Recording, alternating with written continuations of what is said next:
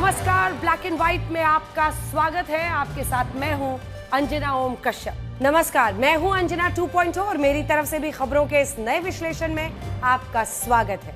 आज हम आपको बताएंगे कि पहले ईरान पर हमला करके और फिर सीज फायर करके अमेरिका को हासिल क्या हुआ।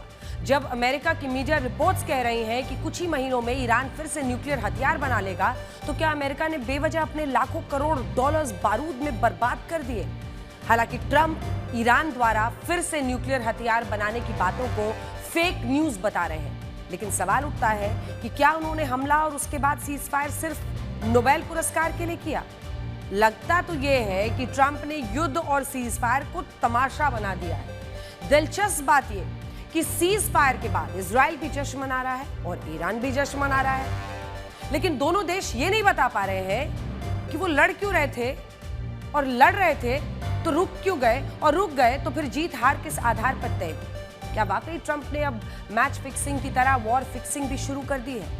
ये बड़ा सवाल है। इसके बाद आपको आपातकाल का 50 साल होने पर हो रही राजनीति का एक विश्लेषण दिखाएंगे। सरकार इसे आधिकारिक तौर पर संविधान दिवस, हत्या दिवस के रूप में मना रही है और बीजेपी कांग्रेस को आपातकाल के दौर की याद दिला रही है।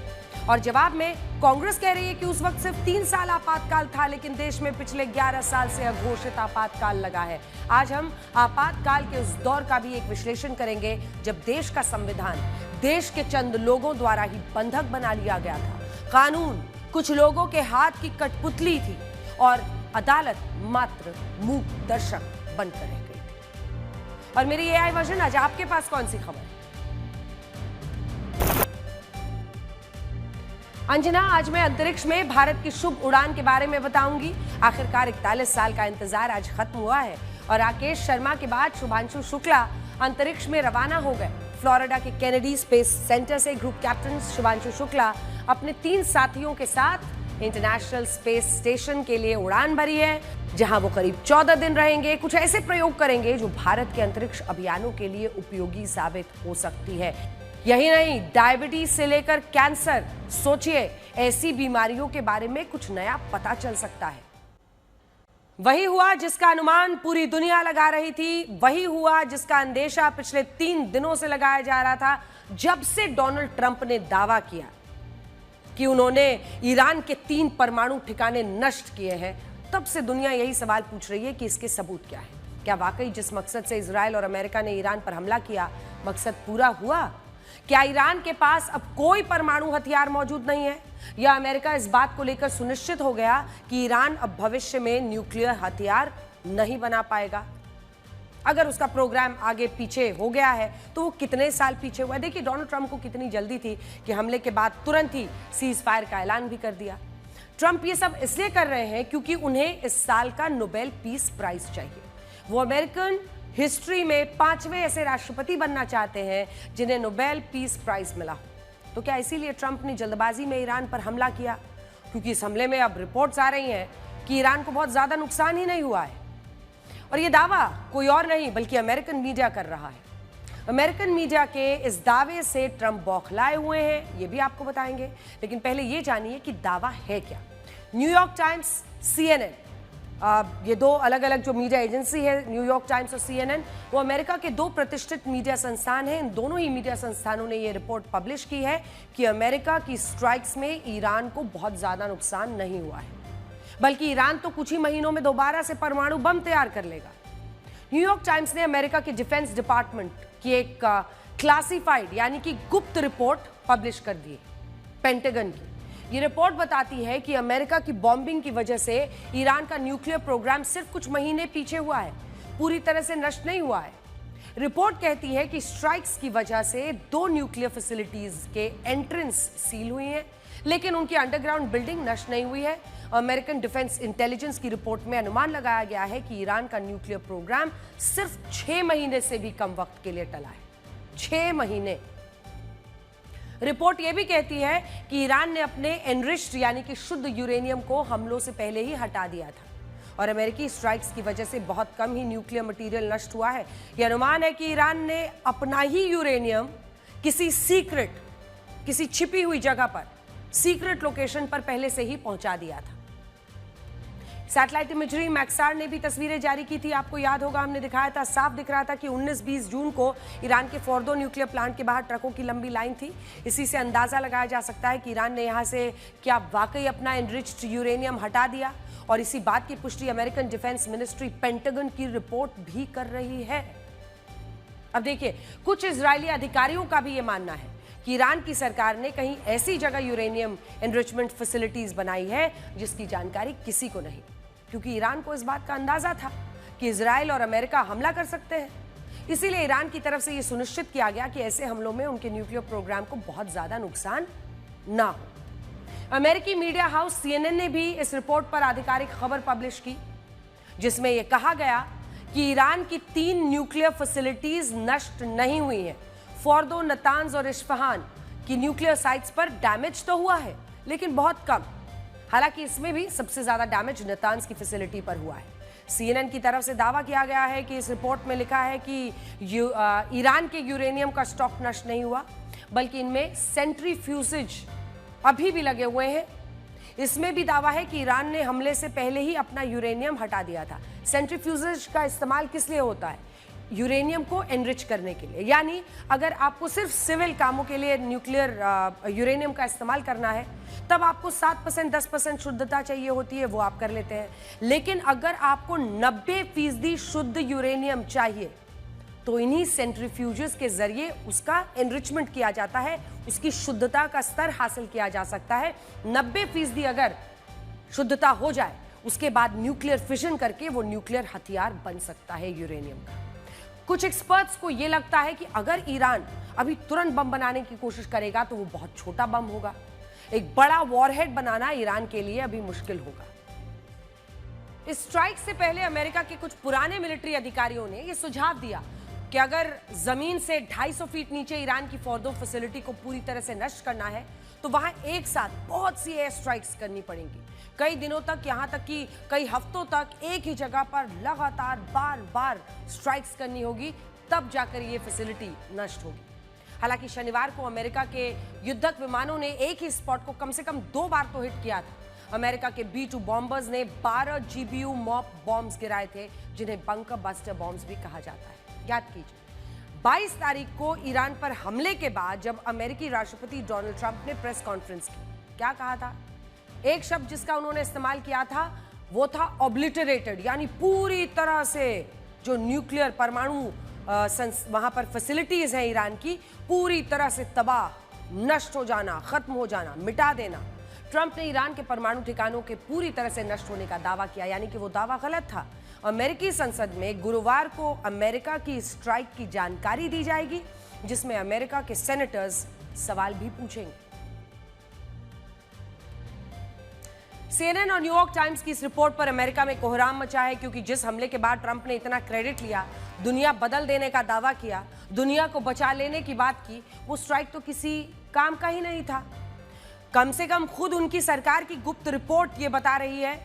अब ट्रंप CNN और न्यूयॉर्क टाइम्स की रिपोर्ट को फेक, यानी कि फर्जी न्यूज बता रहे हैं। अब ट्रंप ने अपने सोशल मीडिया पर इन मीडिया हाउसेस की रिपोर्ट को फर्जी कह दिया, लेकिन नीदरलैंड्स के हेग शहर में इस रिपोर्ट पर पूछा गया तो अपनी वो अलग सफाई देने लगे।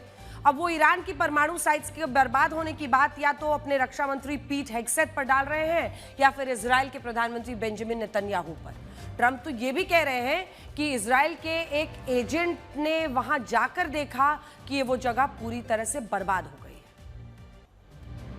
अब सवाल यह है कि अगर इजराइल के एजेंट्स ने वहां उस जगह पर जाकर, यानी कि फोर्दो के न्यूक्लियर प्लांट पर जाकर ये देखा कि वहां सब कुछ बर्बाद हो गया है, तो फिर अमेरिका के ही रक्षा मंत्रालय की इस रिपोर्ट में ये क्यों लिखा गया कि ईरान को ज्यादा नुकसान नहीं हुआ? और अगर कोई एजेंट वहां गया ही था तो वो अपने साथ कोई भी वीडियो या पिक्चर प्रूफ के तौर पर क्यों नहीं लेकर आया? और ये रिपोर्ट लीक कैसे हुई? क्योंकि ये तो एक सीक्रेट रिपोर्ट थी। अब देखिए, ये 5 पेज का बहुत ही ये गुप्त रिपोर्ट है, जिसमें सिर्फ एक शुरुआती असेसमेंट, यानी कि एक अंदाजा लगाया गया है कि ईरान को कितना नुकसान हुआ होगा।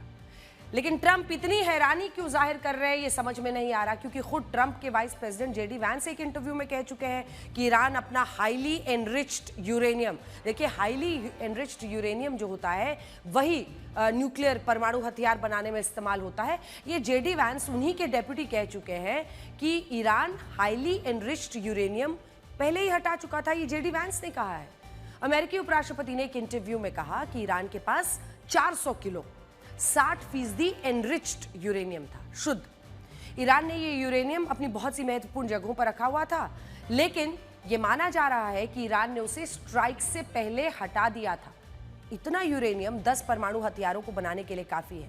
हालांकि अब IAEA यानी अंतर्राष्ट्रीय एटमी ऊर्जा एजेंसी भी ये कह रही है कि इन्हें काफी जानकारी नहीं है कि ईरान ने ये 400 किलो यूरेनियम रखा कहाँ है। अब पूरे विश्व में ये एक मिस्ट्री, एक पहेली बन गई है कि अगर वाकई ईरान ने अपना यूरेनियम कहीं छिपाया है तो फिर उसका मकसद क्या है। क्या वो फिर से परमाणु हथियार बनाएगा छुपकर, और अगर छुपाया है तो क्या ईरान में कहां पर। लेकिन ये तय है कि ईरान ने उसे वहां से तो हटा दिया। अब जब अमेरिका में ये सीक्रेट रिपोर्ट लीक हो गई तो इसकी जांच भी कराने का ऐलान हुआ। खुद ट्रंप के रक्षा मंत्री पीटर हेगसेथ ने यह जानकारी दी है कि इस लीकेज की FBI जांच की जाएगी। असल में डोनाल्ड ट्रंप को तो सिर्फ दुनिया को यह दिखाना था कि वो कुछ भी कर सकते हैं, कभी भी युद्ध शुरू कर सकते हैं, अमेरिका से नॉन स्टॉप उड़े हुए ईरान के परमाणु ठिकाने बर्बाद कर सकते हैं, फिर सुरक्षित वापस लौट सकते हैं और फिर नोबेल की डिमांड भी कर सकते हैं। सोचिए, एक तरफ ट्रंप नोबेल मांग रहे हैं और दूसरी तरफ वो खुद ही ऐसे वीडियो जारी कर रहे हैं जिनमें उनके जहाज ईरान पर बमबारी कर रहे हैं। इस वीडियो में पीछे जो साउंड ट्रैक लगा है उसमें ईरान को उड़ाने की बात हो रही है, ईरान के सुप्रीम लीडर को उड़ाने की बात हो रही है। ये गाना सुनकर आप भी हैरान रह जाएंगे। ये अमेरिका के राष्ट्रपति ने वीडियो डाला है। अब आपको ये बताते हैं कि सीजफायर के बाद कैसे अमेरिका, इजराइल और ईरान तीनों अपनी अपनी जीत का दावा कर रहे हैं। हकीकत यह है कि इस युद्ध में ईरान की हार हुई है। ईरान को बहुत ज्यादा नुकसान हुआ, 600 से ज्यादा लोगों की जान चली गई है, लेकिन ईरान अपनी जीत का दावा कर रहा है। ईरान में कल से जो जश्न चल रहा है वो खत्म ही नहीं हो रहा। ऐसा लगता है कि जैसे खामेनेई ने अपने लोगों को धोखा देने के लिए पहले अमेरिका से सेटिंग की, मैच फिक्सिंग की तरह से वॉर फिक्सिंग की और फिर अमेरिका के बेसिस पर अटैक किया, क्योंकि ये खुद जानकारी दी जा रही है और डोनाल्ड ट्रंप ने इस बात को पोस्ट पर भी लिखा। उन्होंने इजराइल को धन्यवाद दिया, ईरान को माफ कीजिएगा धन्यवाद दिया और कहा कि अटैक कहां करने वाले हैं इस बारे में बताने के लिए धन्यवाद। लेकिन ईरान की तरफ से इस खबर को नकारा नहीं गया। तो क्या बताने के बाद अमेरिका के बेसिस पर अटैक किया, जिस पर अमेरिका ने कहा कि पहले ही हमको जानकारी दी थी, क्योंकि खामेनेई को अपनी जनता को यह बताना था कि इस युद्ध में उनकी हार नहीं बल्कि जीत हुई है। अब वही पूरी स्क्रिप्ट नजर आ रही है। ईरान ने लगातार सेलिब्रेशंस चल रहा है, लेकिन सेलिब्रेशन के साथ साथ हकीकत वो फ्यूनरल भी है। फ्यूनरल यानी किसी की मृत्यु के बाद उसके बॉडी को ले जाना। वो फ्यूनरल भी है जो पूरे ईरान भर में हो रहे हैं। ये ईरान के कौम शहर की तस्वीरें हैं जहां बहुत से लोगों का जनाजा एक साथ निकल रहा है। इनके ताबूत ईरान के झंडे में लपेटे गए हैं, इन्हें पूरा शहीद का दर्जा दिया जा रहा है और यही इस युद्ध की हकीकत है। क्योंकि ईरान का नुकसान ज्यादा हुआ है, वहां हर शहर में ऐसे ही जनाजे निकल रहे हैं, लेकिन इसके बाद भी ईरान अपनी जीत का दावा कर रहा है।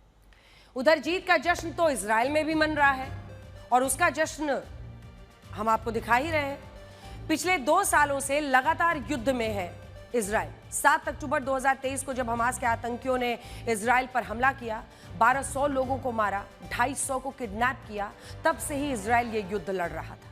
पहले वो हमास से लड़ा, गाजा में घुसा, फिर साथ ही वो लेबनान में हिजबुल्लाह से लड़ रहा था, यमन में हूती भी उस पर हमले कर रहे थे। इजराइल पहले दिन से ही ये कह रहा था कि इसके पीछे ईरान है, ईरान ही ये सब करवा रहा है, ईरान हमारे खिलाफ प्रॉक्सी वॉर कर रहा है, ईरान ही असली शैतान है, ऐसा इजराइल कह रहा था। और इसीलिए इजराइल ने सीधे ईरान पर ही अटैक कर दिया और अब इस 12 दिन के हमले में इजराइल को जीत भी मिली है। इसीलिए इजराइल में जश्न मन रहा है। देखिए, उन्होंने अनेकों न्यूक्लियर साइंटिस्ट उनके मारे हैं, उनके टॉप सैन्य कमांडर्स को मार दिया है, उनके बड़े बड़े ठिकानों को नेस्तनाबूद कर दिया है। नेतन्याहू ने कल अपने नागरिकों को संबोधित करके यही बताया कि जिन लोगों ने इजराइल के खात्मे की कस्में खाई थी हमने उन्हें युद्ध में हरा दिया। और अब आपको ये दिखाते हैं कि कैसे ईरान में भी जश्न चल रहा है। इजराइल की जीत के मायने तो हमने आपको बताए, लेकिन ईरान के पास जीत का मोमेंट क्या है? ईरान शायद उसे अपनी फिजिकल से ज्यादा मॉरल विक्ट्री बता रहा है, क्योंकि अब तो ये रिपोर्ट्स आ गई हैं कि ईरान के परमाणु कार्यक्रम को बहुत ज्यादा नुकसान हुआ नहीं है। इस हिसाब से तो वो अगले 6 महीने में फिर से बम बना देगा। शायद यही ईरान की विक्ट्री होगी। आज 25 जून है। ये वही तारीख है जब ठीक 50 साल पहले भारत के लोकतंत्र का सबसे काला अध्याय लिखा गया था और देश में आपातकाल लगा दिया गया था। इन 50 सालों में देश उन काली यादों से बहुत आगे निकल चुका, लेकिन वो लोकतंत्र पर लगी ऐसी कालिक है जो मिटाई नहीं जा सकती। आज से 50 साल पहले इस दिन भारत के संविधान को पंगु बना दिया गया था। वो सिर्फ कागज का एक टुकड़ा भर रह गया था। इसीलिए सरकार इस दिन को आधिकारिक तौर पर संविधान हत्या दिवस के तौर पर मना रही है। वो लोकतंत्र का काला अध्याय था। पिछले साल गृह मंत्रालय ने घोषणा की थी कि सरकार हर साल 25 जून को संविधान हत्या दिवस के रूप में मनाएगी, ताकि इस दौरान जिन लोगों ने कांग्रेस की यातनाएं सही, अपना बलिदान दिया, उन्हें याद किया जा सके। आज प्रधानमंत्री नरेंद्र मोदी के नेतृत्व में कैबिनेट की मीटिंग हुई, जिसमें 1975 में लगाए गए आपातकाल को लेकर एक प्रस्ताव पास किया गया। इस प्रस्ताव में आपातकाल को लोकतंत्र की हत्या बताया गया। इसकी सख्त आलोचना की गई। इस दौरान प्रधानमंत्री नरेंद्र मोदी समेत केंद्रीय मंत्रियों ने आपातकाल के पीड़ितों को श्रद्धांजलि दी और उनके सम्मान में 2 मिनट का मौन भी रखा। आपातकाल को लेकर प्रधानमंत्री मोदी ने बैक टू बैक 5 पोस्ट किए, जिनका सार हम आपको बताते हैं। प्रधानमंत्री मोदी ने कहा कि आपातकाल को देश संविधान हत्या दिवस के रूप में मनाता है। मौलिक अधिकार छीने गए, प्रेस की आजादी खत्म कर दी गई, नेता, कार्यकर्ता, छात्र, आम लोग, आम नागरिक जेल में डाल दिए गए, संसद की आवाज दबाई गई, अदालतों पर नियंत्रण किया। आपातकाल में लड़ाई लड़ने वाले हर व्यक्ति को सलाम किया। आपातकाल के 50 साल पूरे होने पर केंद्र और बीजेपी शासित राज्यों की सरकारें कई तरह के कार्यक्रम भी अलग अलग जगहों पर आयोजित कर रही है। सरकार की कोशिश है कि आने वाली पीढ़ी भी आपातकाल के इस अध्याय को भूले नहीं।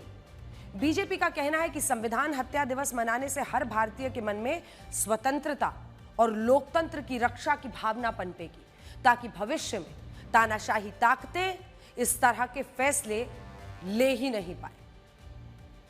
तालियों के साथ आइए स्वागत अभिनंदन करें माननीय केंद्रीय गृह एवं सहकारिता मंत्री महोदय का। गरिमामयी विभूति में उनकी उपस्थिति से हम सब उनको नमन करते हैं।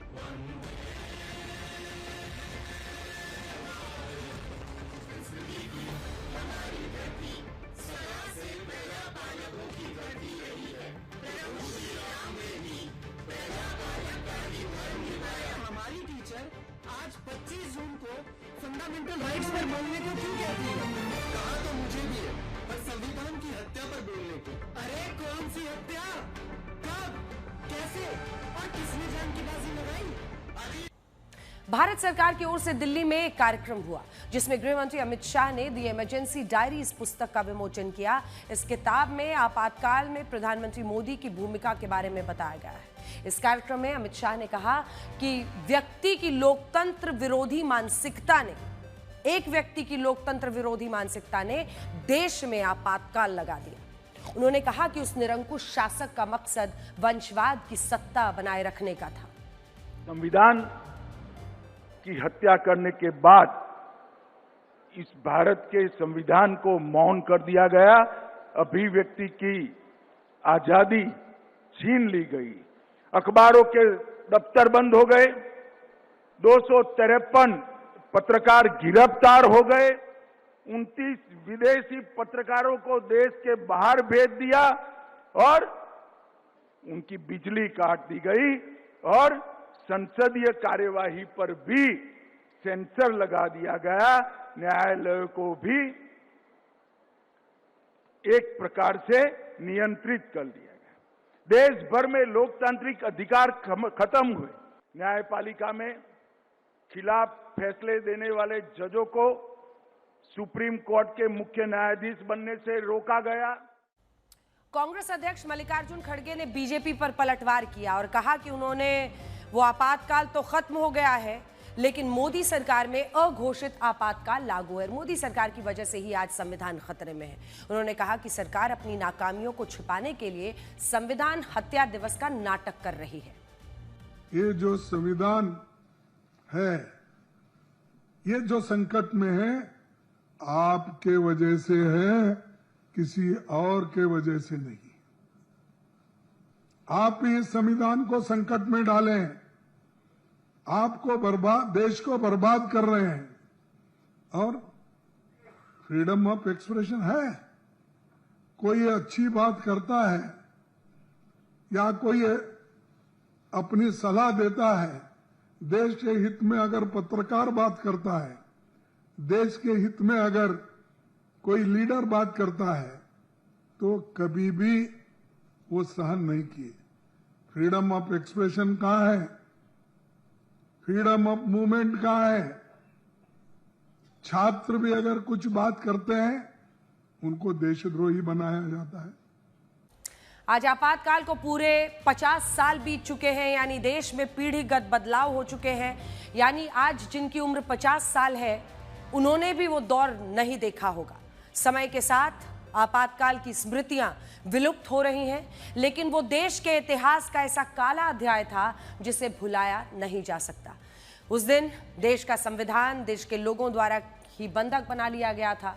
वो मात्र एक कागज का टुकड़ा बनकर रह गया था। कानून कुछ लोगों के हाथ की कठपुतली बन गया था और अदालतें मात्र मूक दर्शक बन गई थी।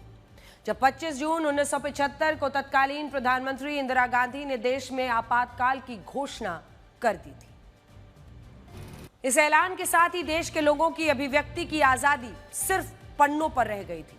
जुबान बंद कर दी गई थी, कलम की नोक तोड़ दी गई थी और संविधान द्वारा प्रदान किए गए मौलिक अधिकारों में से सबसे अहम अभिव्यक्ति की आजादी का अधिकार तो जैसे सरकार ने गिरवी रख लिया। और जिन लोगों ने लिखकर, बोलकर या विरोध प्रदर्शन के जरिए सरकार से असहमति उस वक्त इमरजेंसी के दौरान व्यक्त की, ऐसे करीब 1.5 लाख लोगों को गिरफ्तार करके जेलों में उस वक्त ठूस दिया गया था। 1.5 लाख लोग। अभिव्यक्ति की आजादी के साथ प्रेस की स्वतंत्रता भी सरकार की इमरजेंसी में बंधक बन गई थी। इमरजेंसी के बुलडोजर से प्रेस फ्रीडम को कुचल दिया गया था। गिरफ्तारियों की खबर आम लोगों तक ना पहुंचे, इसीलिए इमरजेंसी के दौरान सरकार ने दिल्ली के प्रिंटिंग प्रेस की बिजली काटने के आदेश जारी कर दिए, जिससे कई अखबारों का जो प्रकाशन ही है, उनका प्रिंट होना ही बंद हो गया था।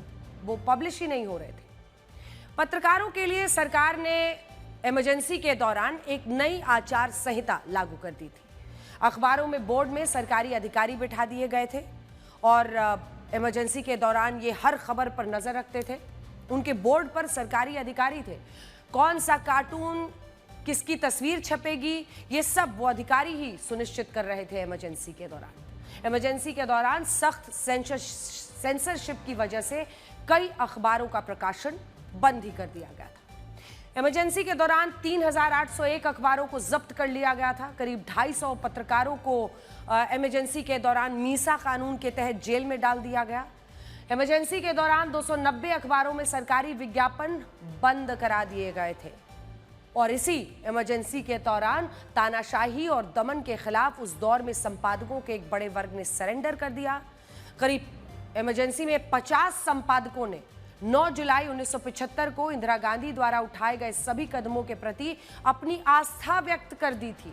और ऐसे संपादकों के बारे में इमरजेंसी के दौरान बीजेपी नेता लालकृष्ण आडवाणी ने कहा था कि जब इन पत्रकारों को झुकने के लिए कहा गया था तो देखिए वो इमरजेंसी के दौरान कैसे रेंगने लगे। आपातकाल में प्रेस ही नहीं बल्कि सिनेमा पर भी सख्त सेंसरशिप लगा दी गई थी। फिल्मों की कहानी भी इमरजेंसी में सरकार के हिसाब से तोड़ी मरोड़ी गई। इमरजेंसी में कई गायकों के गाने, कविताओं को पर पाबंदी, नाटक सरकारी प्लेटफॉर्म पर बैन कर दिए गए थे। इमरजेंसी में बॉलीवुड की कई फिल्मों को रिलीज होने से रोक दिया गया था, जिनमें गुलजार साहब की फिल्म थी आंधी और किस्सा कुर्सी का। ये तमाम ऐसी फिल्में शामिल थी। किस्सा कुर्सी का फिल्म के तो ओरिजिनल प्रिंट्स ही जला दिए गए, नष्ट कर दिए गए जलाकर। बाद में इस मामले की जांच के लिए 1977 में शाह कमीशन गठित किया गया। जिसने संजय गांधी और तत्कालीन सूचना और प्रसारण मंत्री वीसी शुक्ला को फिल्म के नेगेटिव्स नष्ट करने का दोषी पाया था। फिल्म के प्रिंट जलाने के आरोप के बाद संजय गांधी और वीसी शुक्ला पर लगभग 11 महीने तक केस चला। 27 फरवरी 1979 को कोर्ट का फैसला आया। दोनों को 25 महीने की जेल की सजा सुनाई गई थी। संजय गांधी को जमानत देने से मना कर दिया गया था। हालांकि बाद में यह फैसला बदल दिया गया। इंदिरा गांधी की सरकार के निर्देश पर मशहूर फिल्म शोले का भी क्लाइमैक्स बदल दिया गया, क्योंकि असली क्लाइमैक्स में गब्बर सिंह को ठाकुर के हाथों मारते हुए दिखाया गया था और सरकार को डर था कि अगर इस क्लाइमैक्स के साथ फिल्म रिलीज हुई तो देश में जनता इंदिरा गांधी के खिलाफ विद्रोह कर देगी। कल्पना कीजिए। इसके अलावा जब मशहूर अभिनेता देवानंद ने इमरजेंसी को प्रोपेगेंडा बताया था तो इंदिरा गांधी ने देवानंद की फिल्मों को दूरदर्शन पर टेलीकास्ट होने से ही रोक दिया था और इसी तरह उस दौर में कई फिल्में, कई नाटक बैन कर दिए गए थे। इसी तरह मशहूर गायक किशोर कुमार ने जब इंदिरा गांधी के एक कार्यक्रम के लिए जिंगल गाने से इनकार कर दिया था तो आकाशवाणी पर किशोर कुमार के गानों को ही बैन कर दिया गया। उस वक्त इमरजेंसी में देश में लोगों को नसबंदी पर ना कहने का अधिकार नहीं था। दावा किया जाता है कि आपातकाल में सिर्फ 1 साल में सरकार ने 60 लाख लोगों की नसबंदी करा दी थी और उस समय लोगों को इस नसबंदी के खिलाफ ना कहने का अधिकार नहीं दिया गया था। देखिए, बड़ी बात यह है कि भारत में आज की पीढ़ी इमरजेंसी में हुए अत्याचारों और सरकारी दमन की बातों से ज्यादा परेशान नहीं होती। इसकी वजह यह है कि आपातकाल को देखने वाली पीढ़ी या तो खत्म हो चुकी है और जो जीवित भी हैं उनकी उम्र बहुत ज्यादा हो गई है, इसीलिए आज के लिए उस पीड़ा को महसूस नहीं कर पाते।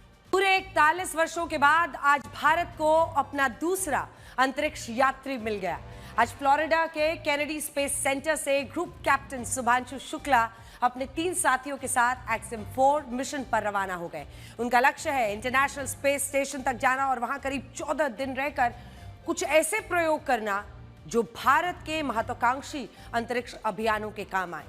आज दोपहर करीब 12 बजे स्पेसएक्स के रॉकेट फैल्कन 9 से शुभांशु शुक्ला समेत 4 अंतरिक्ष यात्रियों को ISS के लिए भेजा गया है। फैल्कन 9 रॉकेट के ड्रैगन कैप्सूल में मौजूद ये यात्री 26 जून को यानी कल शाम लगभग 4:30 बजे इंटरनेशनल स्पेस सेंटर तक पहुंचेंगे।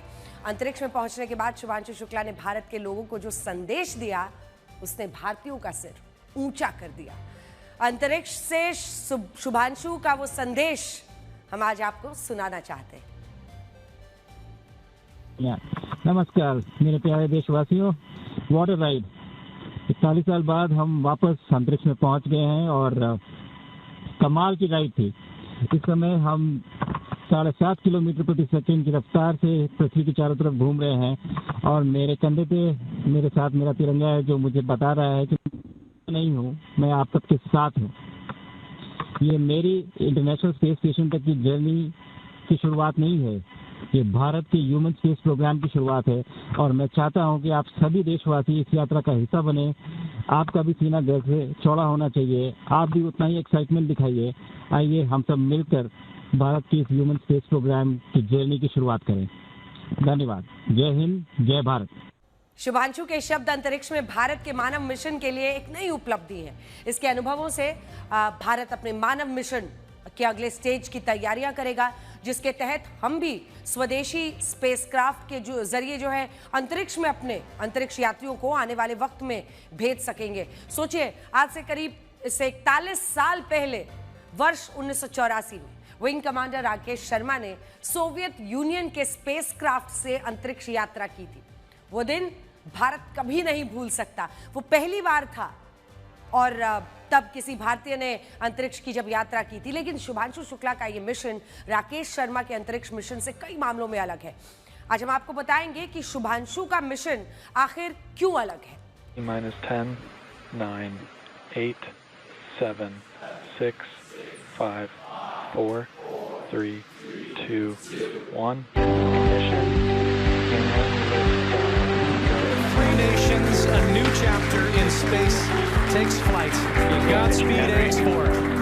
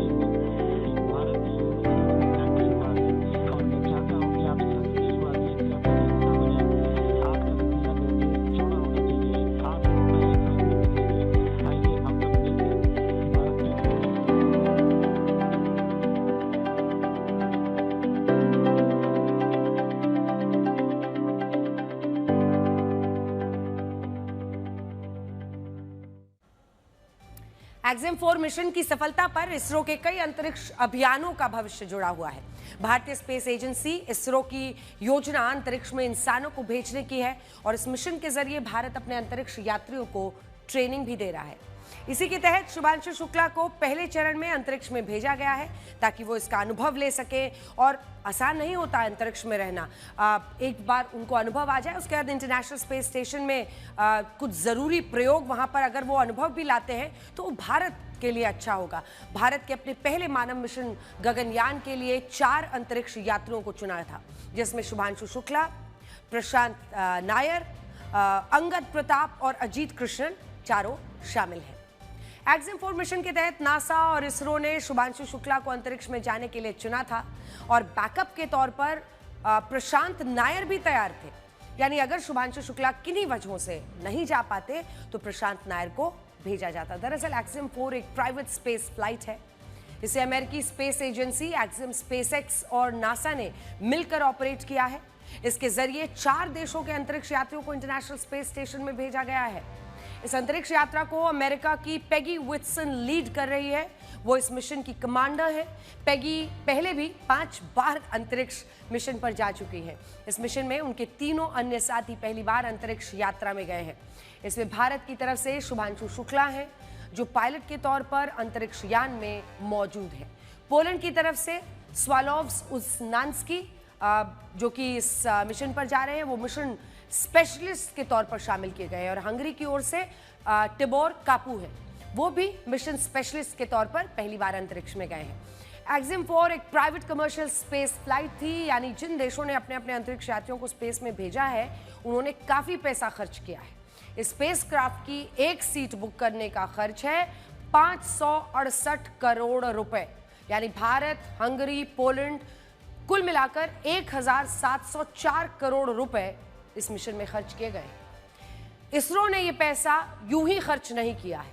इसके पीछे भारत के महत्वाकांक्षी अंतरिक्ष मिशन की तैयारियां भी शामिल हैं। शुभांशु शुक्ला जब इंटरनेशनल स्पेस स्टेशन पहुंचेंगे तो वो कई तरह के ऐसे मेडिकल एक्सपेरिमेंट्स करेंगे जो भविष्य में अंतरिक्ष यात्रियों में भारत के काम आएगा। यात्राओं में जब भी भारत इस तरह की यात्रा करेगा। पहली रिसर्च डायबिटीज से जुड़ी है। इंसुलिन पर निर्भर रहने वाले मरीज अंतरिक्ष यात्री नहीं बन पाते हैं। इसकी वजह है कम गुरुत्वाकर्षण, क्योंकि इसके कारण ब्लड शुगर नियंत्रित नहीं हो पाता है। इस मिशन में इससे जुड़े प्रयोग किए जाएंगे और रियल टाइम ब्लड शुगर की जांच की जाएगी। अंतरिक्ष में गुरुत्वाकर्षण शक्ति, ग्रेविटेशनल फोर्स कम होने की वजह से वहां पर लोग उस स्पेसक्राफ्ट में अंदर फ्लोट करते हैं, तैरते हैं।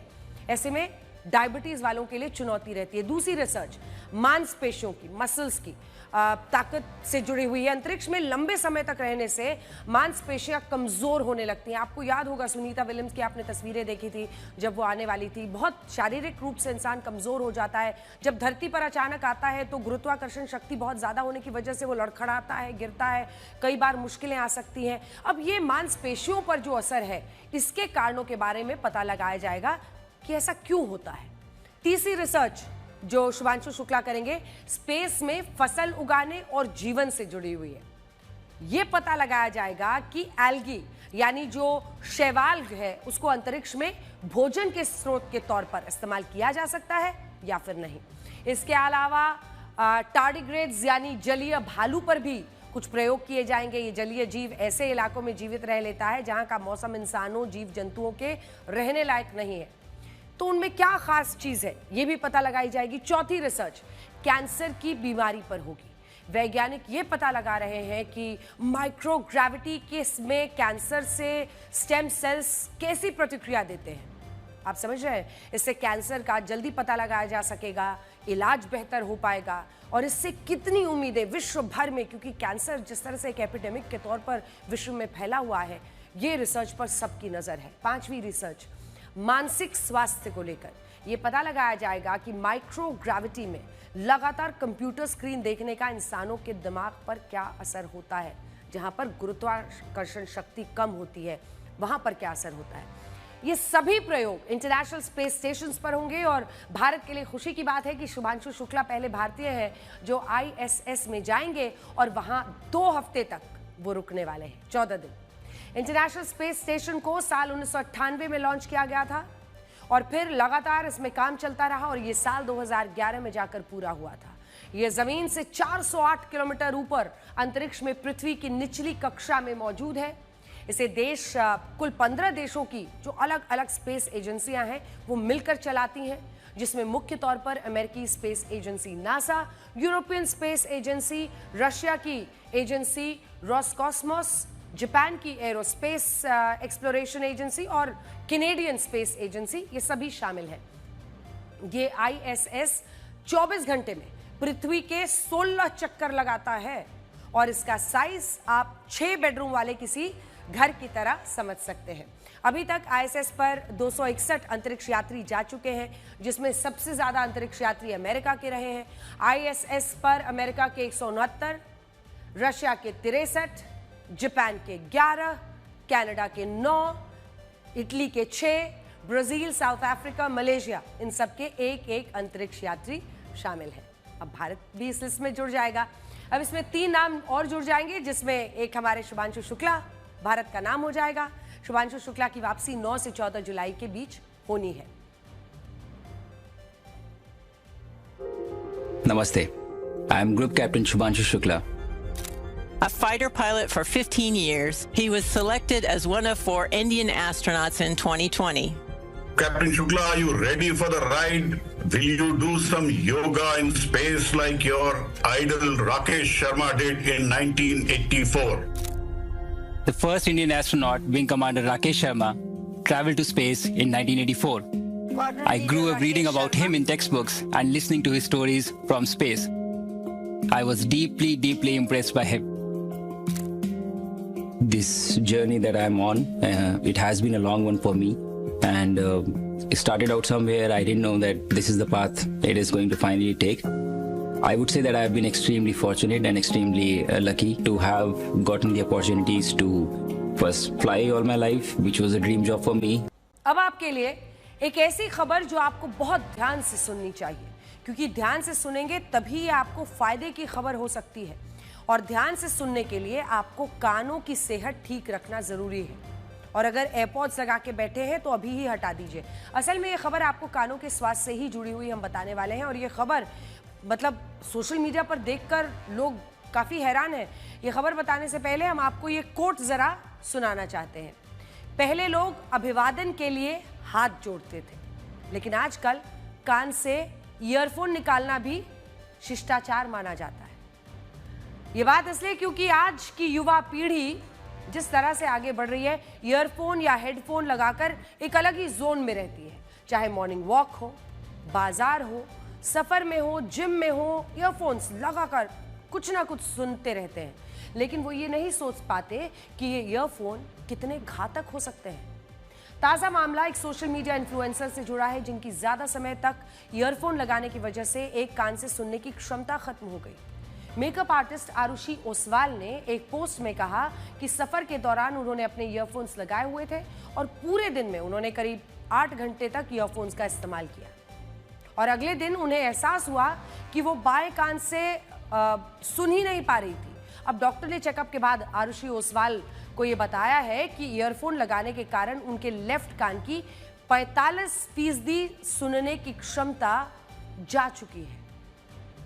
ये बहुत से लोगों के लिए एक सख्त चेतावनी है, जिनके लिए ईयरफोन या हेडफोन किसी गहने की तरह है, कानों से चिपक के ही रहते हैं। देखिए, कई लोग ऐसे हैं जो घर से निकलते नहीं है ये सब कान में लगाए बिना, घर में रहते हैं तब भी लगाकर घूमते रहते हैं।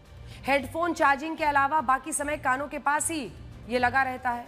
वो समझ लें कि ये ईयरफोन या हेडफोन उन्हें उनकी सुनने की क्षमता को नुकसान पहुंचा सकते हैं या कान से जुड़ी गंभीर समस्याएं हो सकती हैं। अगर आप ईयरफोन के जरिए लंबे समय तक तेज आवाज में गाने सुनते हैं तो कान में मौजूद नाजुक जो हेयर सेल्स है उनको नुकसान पहुंच सकता है, जिससे सुनने की क्षमता में कमी आ सकती है।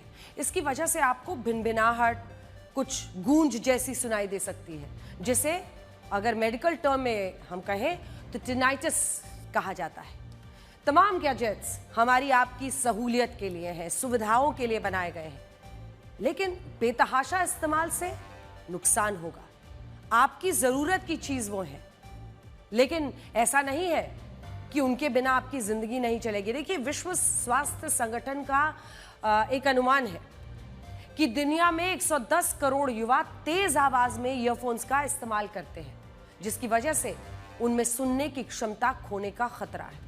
अनुमान है कि 2050 तक लगभग 250 करोड़ लोगों को कुछ हद तक सुनने की क्षमता में कमी महसूस होगी और कम से कम 70 करोड़ लोगों को हियरिंग रिहैबिलिटेशन की जरूरत पड़ेगी।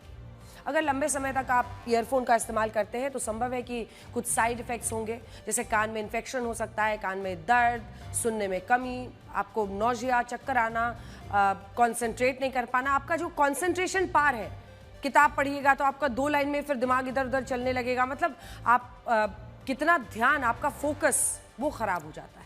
अब आप कुछ सावधानियां बरतकर अपने कानों को होने वाले नुकसान से बच सकते हैं, उपाय भी बताएंगे।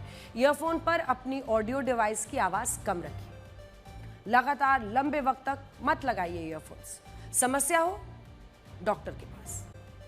और जिंदगी में बहुत सी उलझनों का बस जवाब यही है, वो अपनी जगह सही है, हम अपनी जगह सही हैं। नमस्कार।